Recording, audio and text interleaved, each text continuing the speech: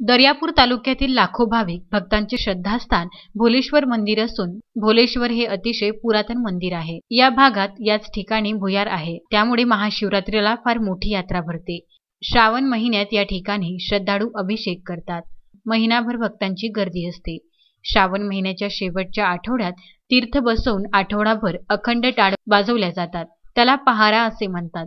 संध्याकाळी रोज भोजनदान वेगवेगळ्या दानदात्यांकडून केले जाते। शेवटच्या आठवड्यात दररोज पहारेकर याकरिता व लोकांकरिता भोजनाचा कार्यक्रम असतो।